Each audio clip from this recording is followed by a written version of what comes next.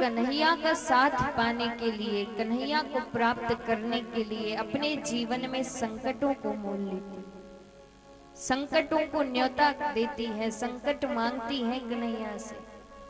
कन्हैया से कहती है कि मेरे जीवन में विपत्ति पर विपत्ति आती रहे, संकट पर संकट मेरे जीवन में आता रहे। क्योंकि जब जब हमारे जीवन में विपत्ति आई है, संकट आया है, तब तब हमारे कन्हैया हमारे साथ होते हैं, हमारे कन्हैया हमें संभालते हैं।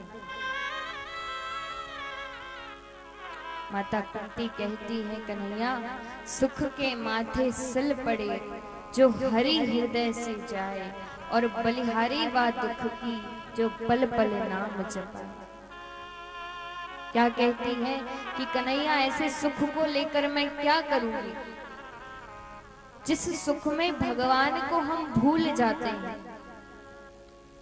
देखिए, हमारे जीवन में थोड़ा सा भी दुख आ जाता है तो हम भगवान को कोसने लगते हैं, भगवान को दोष देने लगते हैं कि आपने हमारे जीवन में ये संकट क्यों डाला। और जब भी थोड़ी सी सुख का समय आ जाता है तो सबसे पहले कन्हैया को भूल जाते हैं, भगवान को ही भूल जाते हैं। तो महाराज, बड़ा ही सुंदर भाव है माता कुंती का। इसके बाद आप हम सभी ने भीष्म पितामह का प्रसंग श्रवण किया कि किस प्रकार से भीष्म पितामह की मृत्यु को सफल बनाने के लिए साक्षात कन्हैया उन्हें दर्शन देने के लिए आए।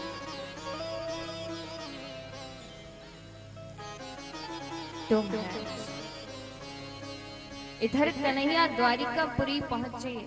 द्वारिकापुरी में अर्जुन के साथ कन्हैया गए। अर्जुन अपने कक्ष में विश्राम कर रहे थे।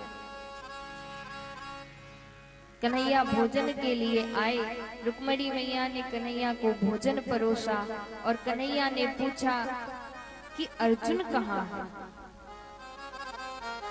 रुक्मिणी मैया ने कहा कि अर्जुन तो अपने कक्ष में विश्राम कर रहे हैं। कन्हैया ने कहा कि जब तक अर्जुन भोजन नहीं कर लेता मैं भोजन नहीं करूंगा, क्योंकि वो हमारे अतिथि हैं और जब तक अतिथि भोजन ना कर ले तब तक हम भोजन नहीं करेंगे। रुक्मिणी मैया ने कहा कि मैं जरा जाकर देखकर आती हूँ, अर्जुन को बुलाकर लाती हूँ। रुक्मिणी मैया जैसे ही कक्ष में पहुंची, रुक्मिणी मैया ने देखा कि अर्जुन निद्रा अवस्था में ही कन्हैया का कीर्तन कर रहे हैं। अर्जुन के रोम रोम से कृष्ण का नाम निकल रहा है, नारायण का नाम निकल रहा है। जब रुक्मिणी मैया ने देखा, रुक्मिणी मैया बड़ी ही प्रसन्न हुई, आनंद से भर गई महाराज। और रुक्मिणी मैया भी वहां खड़ी खड़ी ताली सेवा करने। अब अर्जुन निद्रा अवस्था में ही नारायण के नाम का कीर्तन कर रहे हैं, रुक्मिणी मैया ताली बजा रही है। सत्यभामा जी आई कन्हैया के पास, कन्हैया से कहती हैं, कन्हैया आपने अभी तक भोजन नहीं किया। कन्हैया कहते हैं कि अभी रुक्मिणी जी गई हैं अर्जुन को बुलाने के लिए, तो जब अर्जुन आएंगे मैं तब भोजन करूंगा। सत्यभामा जी ने कहा कि अभी तक नहीं आई, मैं जाकर देखकर आती। और जैसे ही सत्यभामा जी पहुंची कक्ष में तो क्या देखती है कि अर्जुन बड़ा ही सुंदर नारायण के नाम का कीर्तन कर रहे हैं, रुक्मिणी मैया ताली बजा रही है। और जैसे ही सत्यभामा जी पहुंची महाराज, वो भी इतनी प्रफुल्लित हुई, इतनी आनंदित हुई कि वो भी नृत्य कर रही। और महाराज बड़ा ही सुंदर कीर्तन चल रहा था। अर्जुन के रोम रोम से नारायण का नाम निकल रहा है, रुक्मिणी मैया ताली बजा रही है, सत्यभामा जी नृत्य कर रही है। और महाराज जहाँ जहाँ नारायण के नाम का कीर्तन होता है वहां नारद जी तो पहुंच ही जाता है। तो नारद जी भी आ गए। महाराज नारद जी भी अपनी वीणा बजाने लगे। तो इतना आनंद से सभी कीर्तन कर रहे थे। इधर कन्हैया ने सोचा कि जो भी अर्जुन को बुलाने के लिए गया है वो लौटकर ही नहीं आया। आखिर ऐसा क्या चल रहा है, जरा मैं भी जाकर देखूं। जैसे ही कन्हैया कक्ष में पहुंचे, कन्हैया ने देखा कि बड़ा ही सुंदर नारायण के नाम का कीर्तन चल रहा है। कन्हैया सीधे अर्जुन के चरणों में जाकर के बैठे और अर्जुन के चरण दबाने लगे।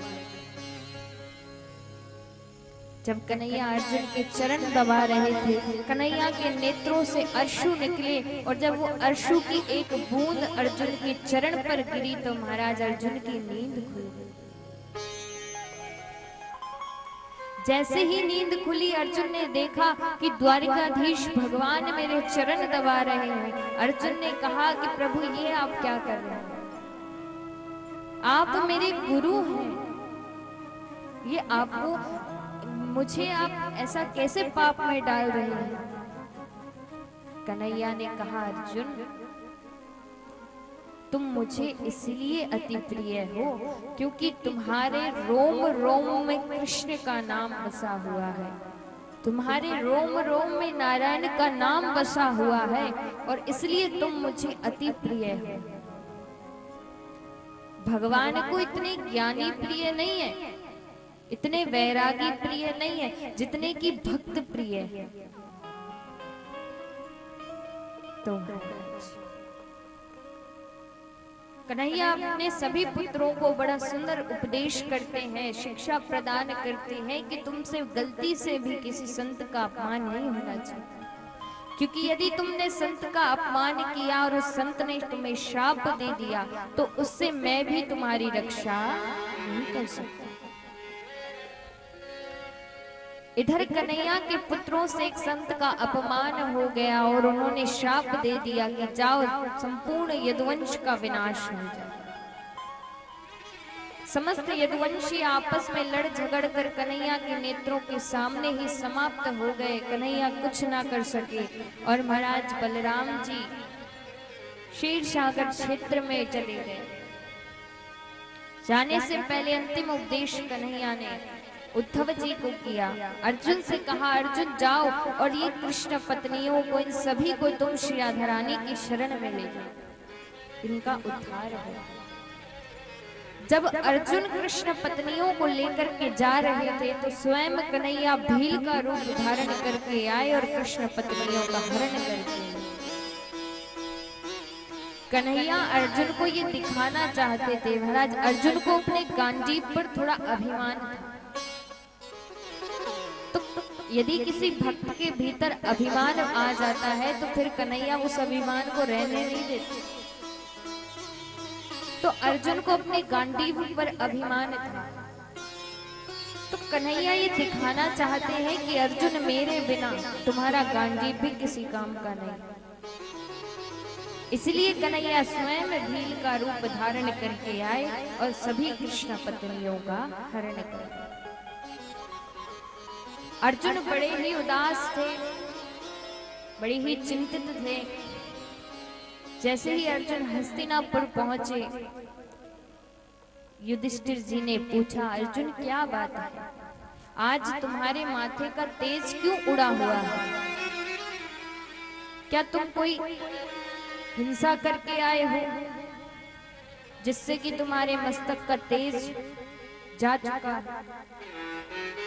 अर्जुन ने कहा कि मैंने कोई हिंसा नहीं की है, लेकिन जिन प्रभु की कृपा से, जिनके सहयोग से हमने महाभारत जैसे युद्ध को ऐसे पार कर लिया जैसे कि गौ माता के खुर को पार किया, वो कन्हैया जिन्होंने प्रत्येक क्षण हमारी रक्षा की, हमारी सहायता की, वो योगेश्वर भगवान अब इस धराधाम पर नहीं रहे। और जैसे ही ये बात माता कुंती ने सुनी, माता कुंती का उसी क्षण देहांत हो गया।